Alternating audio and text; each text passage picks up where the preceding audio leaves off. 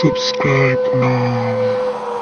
Click the bell icon to like, comment, and share.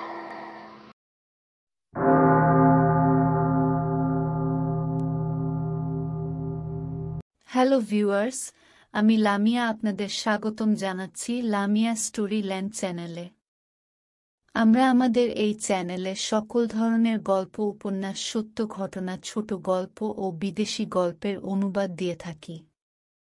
সকল গল্পগুলো আপনারা চ্যানেলের প্লেলিস্টে পেয়ে যাবেন। আজ আপনাদের কাছে নিয়ে এসেছি জিনকন্যা গল্পের পরের সিজন।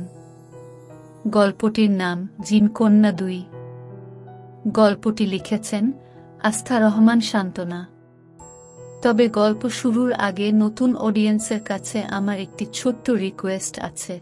যারা এখনো পর্যন্ত আমাদের চ্যানেলটি সাবস্ক্রাইব করেননি তারা দয়া করে আমাদের চ্যানেলটি সাবস্ক্রাইব করুন, এবং যারা ইতিমধ্যে আমাদের চ্যানেলটি সাবস্ক্রাইব করেছেন তাদের প্রতি আমার আন্তরিক কৃতজ্ঞতা রইল। তো শুরু হচ্ছে জিনকন্যা 2 পর্ব 1। সব রিচুয়াল শেষ করে বাসর ঘরে ঢুকলাম। যে রুমটা এতদিন একাই আমার দখলে ছিল, আজ তাতে অন্য কারো ভাগ আছে ভাবতেই বিরক্ত ফিল হচ্ছে। ঢুকে দেখি রুমটা অন্ধকারাচ্ছন্ন। আমার জানামতে অধিকাংশ মেয়ে অন্ধকারে থাকতে ভয় পায়। এই মেয়েটা যে কি করে নিস্তব্ধ হয়ে বসে আছে। ভাবতে ভাবতেই লাইট অন করলাম। মেয়েটা যেন চমকে নড়ে চড়ে বসল। ভালো করে তাকিয়ে দেখলাম মুখের সামনে এক হাত ঘোমটা টেনে খাটের এক কোণে পা দুলিয়ে বসে আছে। আমি গলা কেশে পাশে এসে বসতেই সে উঠে দাঁড়াল, আবার আমি উঠে দাঁড়াতেই সে আবার বসে পড়ল। আমি আবার বসতেই সে আবার এমনটা করল। রেগে একটা ধমক দিয়ে বললাম, প্রবলেম কি আপনার? ভাবলাম একটু হলেও ভয় পাবে। তা না পেয়ে শান্ত গলায় উত্তর দিল, ভাববেন না, মাথায় প্রবলেম নেই। এমন উত্তরে হতবাক হলাম। একটু নীরব থেকে বললাম, তাহলে এমন করছেন কেন? আসলে আমার নানু বলছে আপনার সামনে লজ্জা পেতে। আমার লজ্জা আসছিল না, তাই উঠবোস করে পাওয়ার চেষ্টা করছিলাম। শুনেই হুমড়ি খেলাম। এসব কি বলে মেয়েটা? শেষমেশ একটা মাথায় গন্ডগোলওয়ালা মেয়ে বিয়ে করতে হলো। মেয়েটা আমার পাশে বসে বলে, আচ্ছা স্বামী, আপনি গল্প পারেন? আমার না গল্প শোনা ছাড়া ঘুম আসে না। একটা ভূতের গল্প ধরেন তো। আমি শুয়ে শুয়ে শুনি। এই আমি গল্প টল্প পারি না, সরুন আমার কোলের কাছে থেকে। বলেই উঠে পড়লাম। মেয়েটা কান্না জুড়ে দিয়ে বলল, স্বামী গো, গল্প না শুনলে আমার ঘুম আসে না। আমি কি সারা রাত জেগে থাকবো? আমার তো চেহারা নষ্ট হয়ে যাবে। এইবার মেজাজ প্রচুর খারাপ হয়ে গেল। একটা ধমক দিয়ে বললাম, ঘুমাও তো, বিরক্ত করো না আমাকে। বলেই রুম থেকে বেরিয়ে চলে আসলাম। এই মেয়ে আমাকে জ্বালিয়ে মারবে সাথে থাকলে। বারান্দায় এসে বসে পড়লাম। চোখের সামনে প্রিয় মুখটা ভাসছে, যার জন্য এতদিন অবধি অপেক্ষা করছিলাম, যাকে ভালোবেসে সারাটা জীবন কাছে পাওয়ার আশা করেছিলাম। সে কি আর কখনোই ফিরবে না আমার কাছে? সে সত্যিই বুঝল না কেউ একজন তাকে সবটুকু দিয়ে ভালোবাসে। হয়তো সে কখনোই আমাকে ভালোবাসেনি, চায়নি আমাকে, তাই অজুহাতে ছেড়ে চলে গেল। ককর্ষ গলায় গান শুনে চোখ মেলে তাকালাম। কাল রাতে বারান্দায় ঘুমিয়ে পড়েছিলাম। আরে এই মেয়েটা এখনো আমার সামনে দাঁড়িয়ে চোখে বুজে জোরে জোরে গান গাইছে। এই চুপ করুন, এভাবে গান গাইছেন কেন? স্বামী আপনাকে এত ডাকার পরও যে আপনার ঘুম ভাঙল না, তাই আমি গান গেয়ে ঘুম ভাঙাচ্ছি। আমার গায়ের লোকেরা বলে গো, আমার কণ্ঠ নাকি খুব সুন্দর। একবার যদি গান গাই সবাই পাগল হয়ে শুনতেই থাকবে। হ্যাঁ, এটা সুন্দর কণ্ঠ। ওই আপনি আর আমার সামনে গান গাইবেন না কেন গো স্বামী? আপনার কি এই গান পছন্দ হয়নি? আচ্ছা দাঁড়ান, আমি আরেকটা বগির গান ধরছি। যাও এখান থেকে, মাথা খারাপ করে দিও না আমার। আচ্ছা স্বামী, আপনাকে রাতে বগির গান শোনাবো। আপনি তাড়াতাড়ি হাত মুখ ধুয়ে নিন, আমি আপনার জন্য ভালো নাস্তা বানিয়েছি গো। আসেন। কেমন? আল্লাহ, আমি কাকে বিয়ে করেছি? বিড়বিড় করতে করতে ফ্রেশ হয়ে নিলাম। নাস্তা করতে বসতে ওই মেয়ের বকবকানি শুরু হয়ে গেল। স্বামী গো, আপনি আরো 2টো রুটি খান। আমাদের গ্রামের রহিম চাচা বেশি বেশি রুটি খায়, তার স্বাস্থ্য ও মাশা আল্লাহ একদম হিরোদের মতো। এই তুমি চুপ করবে? এত রুটি দিচ্ছ কেন? আমাকে কি রাক্ষস মনে হয়? একদম ওভার কিছু করতে যাবা না আমার জন্য। আপনার জন্য করব না তো কার জন্য করব স্বামী? আরো 2টো নিন। ড্যামেজ বলেই উঠে চলে আসলাম। প্রচণ্ড গেও আর বাচাল একটা মেয়ে, কিন্তু প্রচণ্ড ধর্মানুরাগী। তবে খুব মায়াবী চেহারা, একদম আমার ওর মতো। নামটা ও একটু পুরনো টাইপের, মনেই থাকে না। খালামনি যে কোনো গ্রহ থেকে ওকে জোগাড় করে এনেছেন কে জানে। হাজার বলেও বিয়েটা আটকাতে পারলাম না। খালামনি তো আর জানে না আমার বউ হিসেবে একজনের পরিচিতি আছে। অবশ্য সেসব এখন অতীত, কিন্তু অপেক্ষা আজীবনই করব তার ফিরে আসার। অফিসের কাজ সেরে বাসায় ঢুকতেই ওই মেয়েটা খাটের উপর পা তুলে বসে অপর পাশে ফিরে আছে। উকি দিয়ে দেখি মেয়েটার সামনে একটা বড় সাপ ফোনা তুলে বসে আছে। আমি আঁতকে উঠলাম, অথচ মেয়েটার এত কাছে সাপ বসে আছে, ওর কোনো রিয়াকশন নেই। অপলক সাপের দিকে তাকিয়ে আছে। দরজার পিছনে রাখা লাঠি নিয়ে যে সাপটাকে আঘাত করতে উদ্যত হলাম, ও উঠে আমার হাত ধরে ফেল। সাপটা আমার উপস্থিতি টের পেয়ে সুর করে দ্রুত জানালা দিয়ে বের হয়ে গেল। আমি ওকে রেগে বললাম, তুমি কি পাগল? সব প্রাণী বিষাক্ত হয় না, কিছু প্রাণী তার বাহিরেও হয়। হতেও তো পারে এটা তার ছদ্মবেশ। তাই সবসময় সব প্রাণী আঘাত করবেন না। তাদের অস্তিত্ব শুধু শরীরের রূপে নয়। এসব কি বলছো? ওইটা তো সাপই ছিল। ও কোনো উত্তর না দিয়ে বেরিয়ে চলে গেল। আমি ধপাস করে রেকিং চেয়ারে বসে পড়লাম। মেয়েটার কথার কিছুই আমি বুঝলাম না, কিন্তু একটা ব্যাপারে খটকা লাগছে। এভাবে কেউ সাপের সামনে নিস্তব্ধ হয়ে বসে থাকতে পারে, সাপটাও ওকে কিছু করল না। মেয়েটা কি বেদেনি নাকি অন্য কিছু? আর কিছুই ভাবতে পারছি না। এমন সময় ও খাবারের প্লেট হাতে নিয়ে ঢুকল। আমার দিকে বাড়িয়ে দিল, বলল, খেয়ে নিন। খিদে নেই, খাবো না। নিয়ে যাও। মুখ দেখেই বোঝা যাচ্ছে আপনি ক্ষুধার্ত। জেদ না করে খেয়ে নিন তো। খাবো না বললাম না? প্লিজ এইগুলা নিয়ে যাও। খাবেন না তো? না, খাবো না। যাও।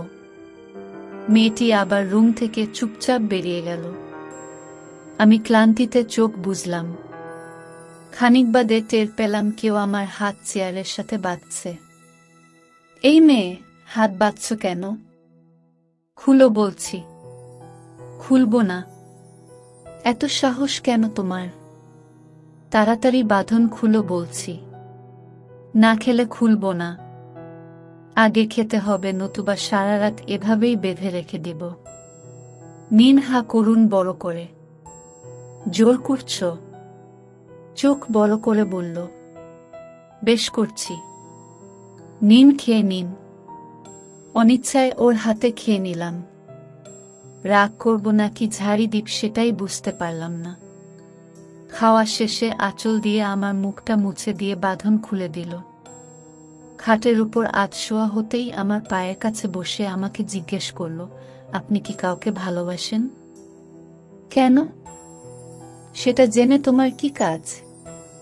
বলুন, জানতে ইচ্ছে করছে। হুমবাসি। কে সে? কোথায় আছে? সে আমার মুনতাহা। আমি জানি না এখন ও কোথায় আছে। ও মানুষ নয়, একজন জিন কন্যা। তা সত্ত্বেও আমি ওকে খুব ভালোবাসি। কিন্তু ও আমার ভালোবাসা প্রত্যাখ্যান করে ওর নিজের জগতে ফিরে গেছে। হয়তো জিনরা মানুষের ভালোবাসা বুঝে না, তাই হাসনাতের ভালোবাসা উপেক্ষা করে চলে গেছে। তাহলে ভুলে যাননি কেন? সম্ভব হয়নি। আশা আছে ও একদিন ঠিক আমার কাছে ফিরবে। তার হাসনাতের ভালোবাসা একদিন তাকে ঠিক ফিরিয়ে আনবে। যদি সত্যিই সে ফিরে আসে কি করবেন? আমি চমকে তার দিকে তাকালাম। এর উত্তর আমার জানা নেই। কিছু বলার আগেই ঘরে প্রচণ্ড দমকা হাওয়া ঢুকল। রুমের লাইট নিভু নিভু হয়ে একদম নিভে গেল। ভীষণ আওয়াজ হচ্ছে, মনে হচ্ছে কেউ ঘরটাতে ধস্তাধস্তি করছে। অন্ধকারে কিছুই দেখতে পাচ্ছি না। বাতাসের বেগে কি একটা উড়ে এসে আমার কপালে লাগল। টের পেলাম তরল কিছু আমার কপাল বেয়ে নেমে আসছে। অন্ধকারেই কয়েকবার এই মেয়ে বলে ডাকলাম, কিন্তু ওর কোনো সাড়া শব্দ নেই। এক জোড়া জ্বলজ্বল করা লাল চোখ আমার দিকে এগিয়ে আসছে। ভয় পেয়ে গেলাম। ওইটা আমার উপর ঝাঁপিয়ে পড়তেই আমি মেঝেতে পড়ে গেলাম। একটা গোমানির শব্দ কানে আসল, তখনই পরিবেশ শান্ত হয়ে এলো। লাইট ও জ্বলে উঠল। তাকিয়ে দেখি পুরো রুমের জিনিসপত্র এলোমেলো হয়ে আছে। রুমের কোথাও সে মেয়েকে দেখলাম না। মেঝেতে অনেকটা রক্ত ছিটিয়ে আছে, কিন্তু মেয়েটা গেল কোথায়? কপালটা কেমন জ্বালা করে উঠল। মাথাটা ঘুরঘুর করছে, চোখের সামনে সবটা ঝাপসা হয়ে এলো।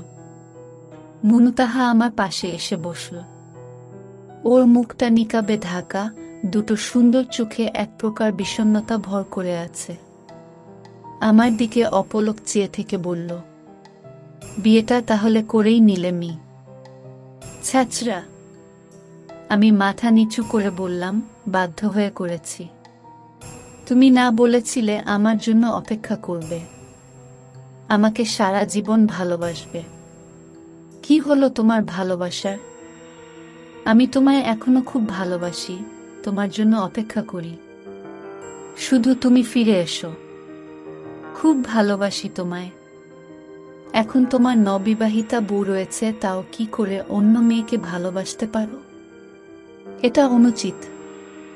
আমি ওর হাতটা চেপে ধরে বললাম, ওকে আমি স্ত্রী হিসেবে মানি না। আমার সবটুকু জুড়ে শুধু তুমি মুনতাহা। মুনতাহা এক ঝটকায় হাতটা ছাড়িয়ে নিয়ে বলল, বাধ্য হয়ে করলেও সেটা বিয়ে। কেননা বিয়েটা আল্লাহর কালাম সাক্ষী রেখে করেছ। তুমি আমাকে ভুলে যাও। তোমার স্ত্রীকে নিয়ে সুখে সংসার করো। তাকে কষ্ট দিও না। আসি আমি, ভালো থেকো। বলতে বলতে ঘন ধোঁয়ায় মিলিয়ে গেল।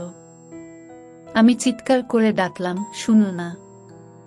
ধরপড় করে শোয়া থেকে উঠে বসলাম।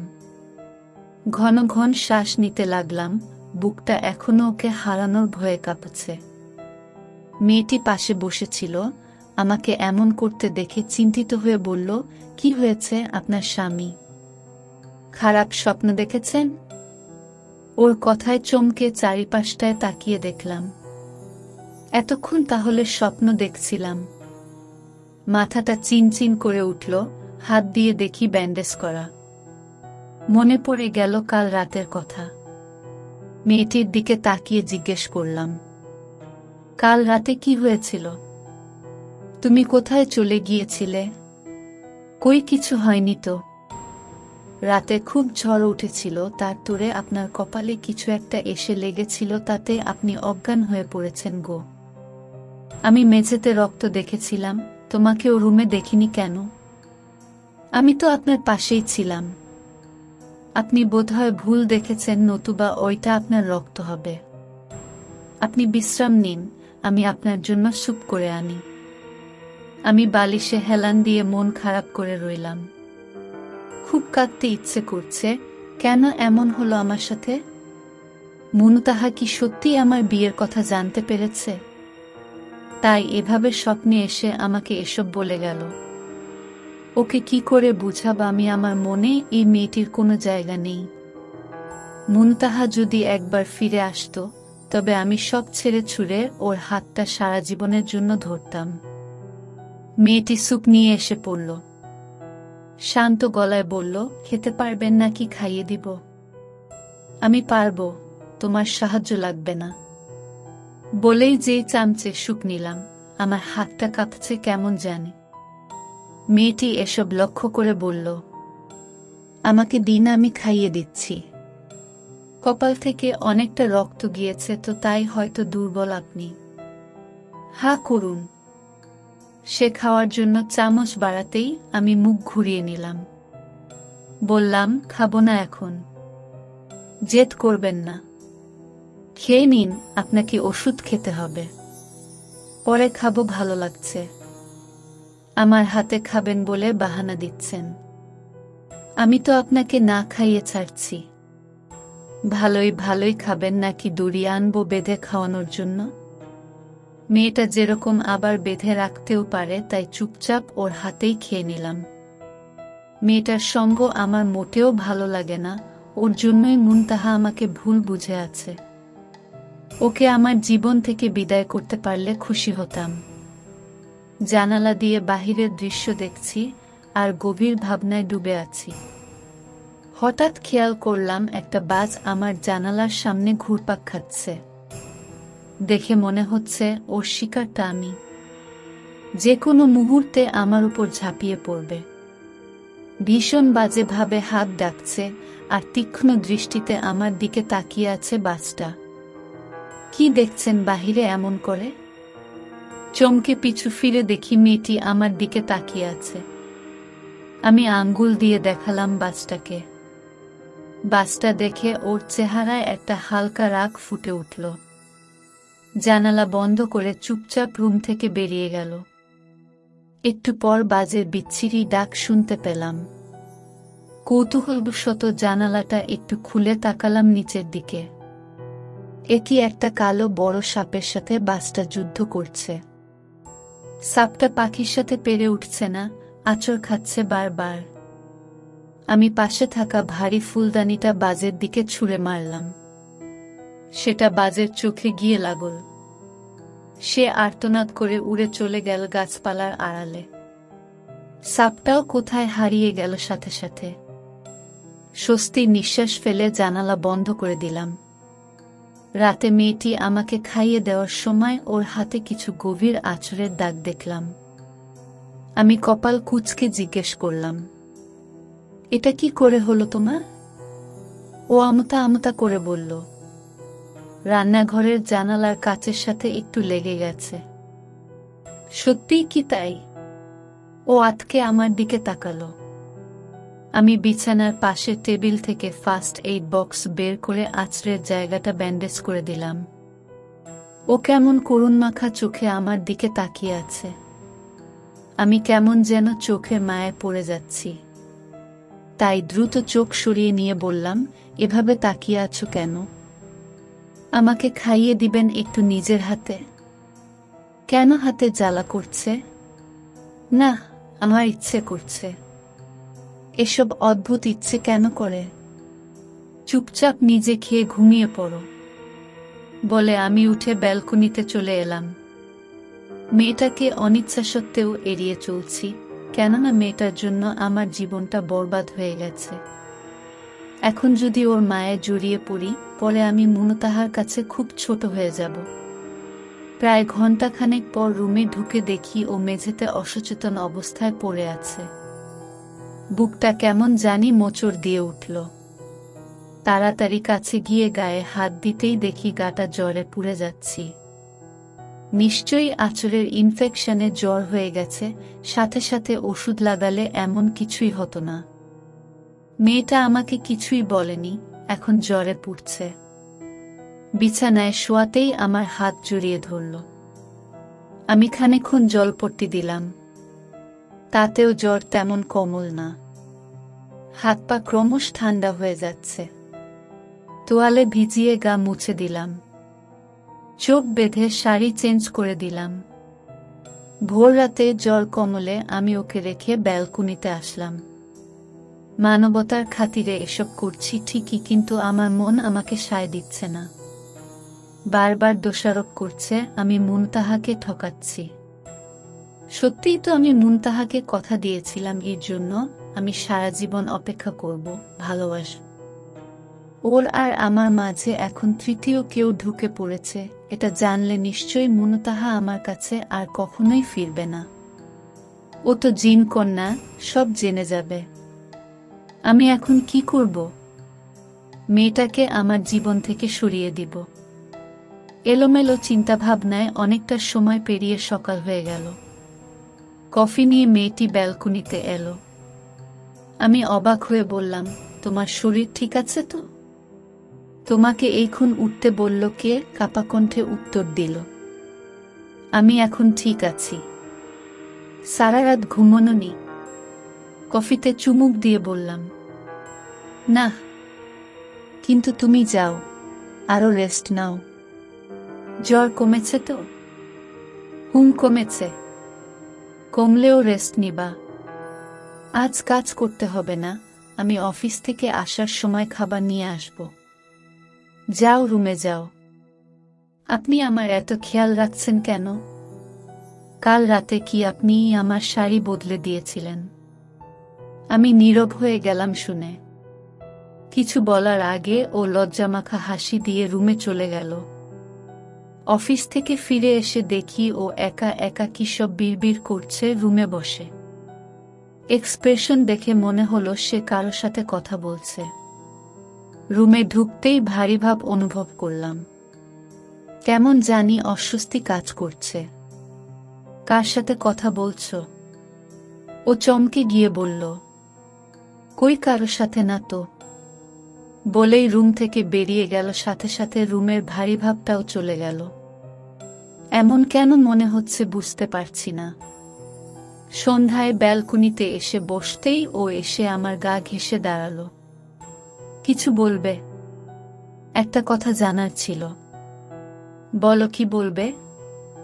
আপনি তো উত্তর দিলেন না, আপনার জিনকন্যা ফিরে এলে আপনি কি করবেন? আমি মাথা নিচু করে শান্ত হয়ে বললাম, দেখো নূর, আমার নাম নূরজাহান। মনে থাকে না নামটা? যাই হোক, নূরজাহান কাউকে ভালোবেসে সারা জীবন তার অপেক্ষায় থেকে সে এলে তাকে ফিরিয়ে দেওয়ার কষ্টটা তোমাকে হয়তো বুঝাতে পারবো না। তবে এইটুকু বলতে পারি, তাকে ফিরিয়ে দেওয়াটা অসম্ভব হবে। তাহলে মুনতাহা ফিরলে আপনি আমাকে ছেড়ে দিবেন? প্রশ্নটার উত্তরটা আমি দিতে পারলাম না, কিন্তু মন বলছে খুব তাড়াতাড়ি মুনতাহা ফিরে আসতে চলছে। নতুবা এমন দ্বিধায় আমি হয়তো পড়তামও না। ছেড়ে দিব। কেননা তোমাকে আমি বাধ্য হয়ে বিয়েটা করেছি। আমি মুনতাহাকেই চাই, ওকেই ভালোবাসি। ও আস্তে করে বলল, বেশ, তাই হবে। শ্রোতা বন্ধুরা, আজকের পর্ব এখানেই শেষ করছি। পরবর্তী পর্ব নিয়ে কালকে হাজির হব। আমাদের চ্যানেলের গল্পগুলো ভালো লাগলে অবশ্যই চ্যানেলটি সাবস্ক্রাইব করবেন, ভিডিওগুলোতে লাইক ও কমেন্ট করবেন এবং অবশ্যই চ্যানেলটি সাবস্ক্রাইব করবেন। অনেক ধন্যবাদ।